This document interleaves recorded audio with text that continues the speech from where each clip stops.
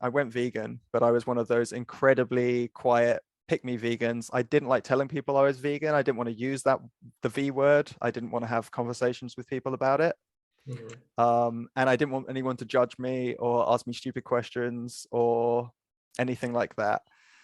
And there were two moments that completely changed that for me, because now I'm at the opposite end of the spectrum. I'm the most annoying vegan I've ever met now. And No, not definitely. so I've gone the opposite way, where I won't shut up about it. So and it works some of the time.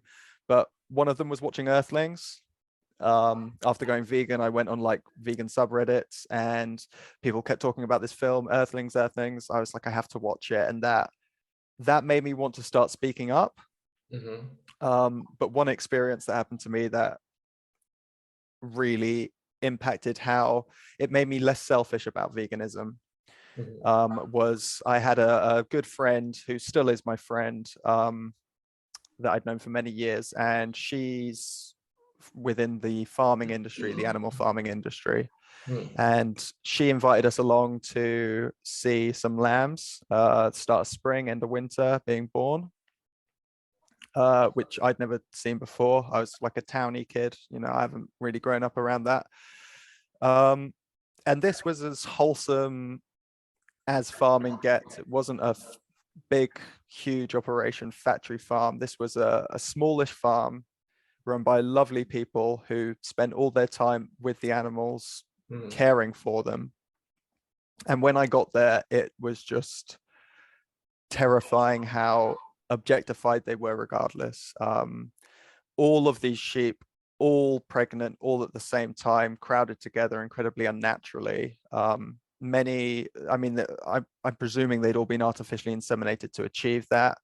Many of them pregnant with twins as well, which again I think is something they can select for through artificial insemination. That is actually a bit more rare in nature. It's quite stressful on their bodies.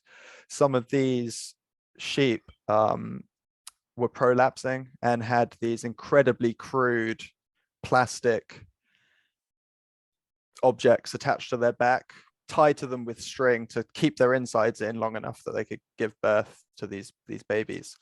And my friend, who I still love dearly, she goes up to a pen where there's this sheep and a brand new, fresh baby lamb, a fresh first couple of hours of life, and she picks them up covered in blood, from the birth, and turns to me, big smile on her face, and is like, do you want to hold them? Assuming that I will. I'm an animal lover, and I couldn't do it because they had the rubber band around their tail, the rubber band around their testicles as well, to Mhm. both of those body parts being dropped off.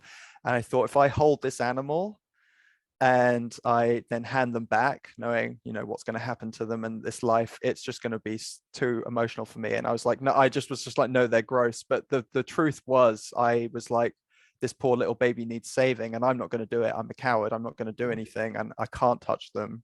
um and Wow. I went away from that day and I felt terrible. Yeah. And it was that day that changed me from being the selfish vegan who, I'm vegan because it feels right for me, I don't want to abuse animals, but I'm not going to make it anyone else's business, I'm not going to judge anyone, to it's literally got nothing to do with me. It's all about that lamb that I saw today. Yeah. And I have to say something.